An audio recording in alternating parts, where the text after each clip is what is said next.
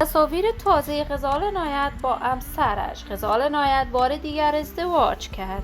نشر تصاویر تازه غزال عنایت با لباس سبز و سفید در صفحات مجازی، گفته‌های تازه علاقه‌مندان و دوستانش و شکایت عجیب و باور نکردنی همسر اول غزال عنایت. من در این ویدیو پیرامون حقایق همین ماجرا خواهم پرداخت، پس در ادامه با کانال دنیا اینفو باشید.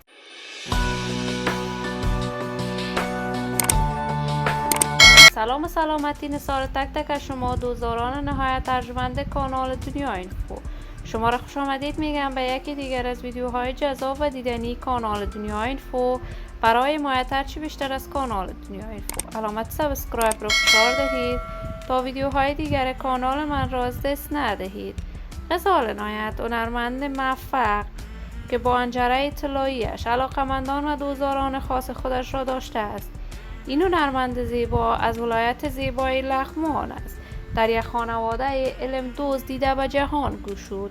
مادر و پدرش از جمله موفق‌ترین ژورنالیستان افغان در رادیو تلویزیونی ملی بوده است. غزال عنایت خود کارمند یکی از بانک‌های خصوصی در افغانستان بود. دوستداران و طرفداران خاصی داشت. این هنرمند به طور پنهانی در افغانستان شروع به سرودن آهنگ کرد و در آن زمان آهنگ‌های غزال عنایت مورد حمایت گسترده افغان‌ها قرار گرفت.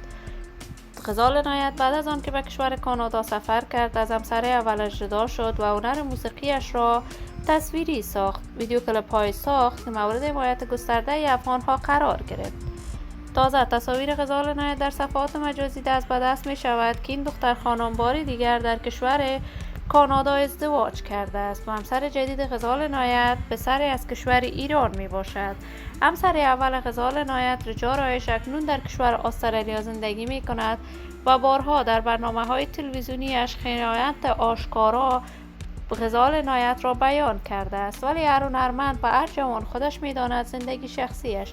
من آرزوی موفقیت، کامیابی و سعادت برای تک تک از هنرمندان افغان از بارگاه عزت الله عزال تمنا دارم. دوستان نهایت ارجمند کانال دنیا اینفو، شما هم نظریاتتان را در بخش کامنت با من شریک بسازید. این ویدیو را با علاقه‌مندان و دوستان غزال عنایت به اشتراک بگذارید. اگر دوست دارید عضو جدید کانال دنیا اینفو باشید، پس برای حمایت از این کانال علامت سابسکرایب را فشار دهید تا ویدیوهای دیگر کانال من را از دست ندهید. تا درود دیگر، هر یک از شما نازنینان نهایت ارجمند کانال دنیا اینفو را به الله منان امانت گذاشته. موفق کامیاب باشید.